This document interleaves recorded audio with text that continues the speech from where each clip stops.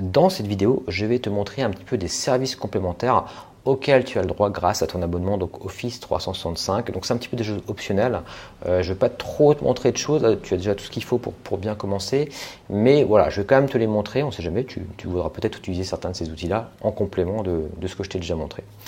Alors pour accéder directement à ces outils-là, on va pouvoir passer d'ailleurs directement par ce lien, par exemple mon OneDrive. Alors je pourrais également passer par le lien My Email, etc. Mais on n'a pas encore vu mon OneDrive, donc je vais cliquer là-dessus. Alors mon OneDrive en fait, c'est quoi? Tout simplement, c'est un espace de stockage de fichiers en ligne. Donc ça veut dire que tu peux stocker ici un grand nombre de fichiers. D'ailleurs, il y a 1 teraoctet de données. Je ne sais pas si tu imagines ce que ça représente, mais c'est énorme. Donc voilà, tu peux utiliser cet espace-là. Je ne vais pas forcément te présenter tout ce que permet de faire OneDrive. Sache simplement que c'est un espace de stockage en ligne. Donc voilà, si tu le souhaites, n'hésite pas à stocker des fichiers ici, il n'y a aucun souci.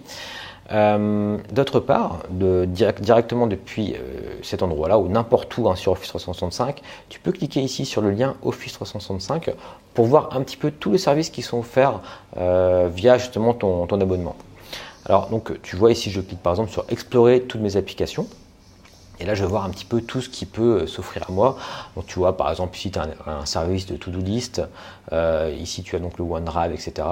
Donc, tu as des tas de services. Encore une fois, je ne vais pas forcément te les présenter parce que je ne veux pas que tu aies trop d'informations. Mais tu peux, comme ça, aller te promener, entre guillemets, aller voir un petit peu les choses qui peuvent t'intéresser. Bon, simplement, voilà, je vais revenir sur la page d'accueil simplement pour te faire une description assez brève.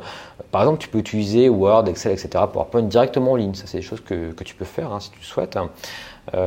C'est possible également qu'on utilise Team, qui est un service en fait qui permet notamment de collaborer, de discuter donc avec une personne. Alors c'est possible que tu l'utilises essentiellement si tu as souscrit notamment au tutorat avec un enseignant.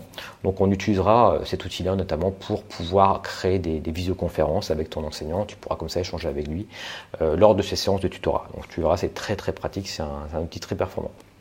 Voilà, bon, je ne vais pas forcément aller plus loin par rapport à ce sujet-là de tout ce qui est donc tous les outils Office 365. Si tu as des questions, n'hésite pas encore une fois à me les poser. En tout cas, là, je pense que maintenant, tu as toutes les clés pour bien commencer, pour pouvoir commencer à travailler. On a vu, pour rappel, dans ces premières vidéos d'introduction, comment naviguer sur IDEO. Là, je pense que tu as à peu près un bon échantillon là, de toutes les méthodes possibles, imaginables pour naviguer, pour accéder à tes cours, etc. Donc, ça va être à toi, encore une fois, de trouver un petit peu tes petites routines personnelles, tes petites habitudes. Mais tu as différentes manières pour accéder aux fonctionnalités. Donc, on a vu ça. On a vu également comment télécharger sur ton poste la suite Office avec tous les logiciels qui vont te permettre de travailler directement en local. Donc ça, c'est quand même très intéressant. Et on a vu également, surtout également, comment accéder à tes mails, en fait, à ta boîte mail, comment répondre à des mails, etc. Donc voilà, donc je pense que c'est amplement suffisant là pour commencer. Donc maintenant, ce que je te propose, c'est que tu commences tout simplement ton année. Tu vas accéder à, par exemple, ton tableau de bord, tu vas accéder à un de tes cours. Tu peux choisir le cours que tu souhaites pour commencer. Tu auras encore des vidéos explicatives. Voilà, je préfère me répéter parfois. Désolé si ça peut être un petit peu long, cette introduction. Mais vu qu'on est totalement à distance, voilà, c'est quand même important que je t'explique vraiment dans le détail comment fonctionnent les choses. Donc, alors tu auras à chaque fois une vidéo de présentation pour rappel et des vidéos tutoriels qui t'expliquent comment naviguer à nouveau sur l'espace, déposer des devoirs, etc., faire des tests. Si jamais c'est des vidéos que tu as déjà vues, tu peux simplement passer à la suite et puis commencer tout de suite le chapitre, mais il faut forcément cliquer dessus pour les valider. Voilà, je te précise simplement ce point.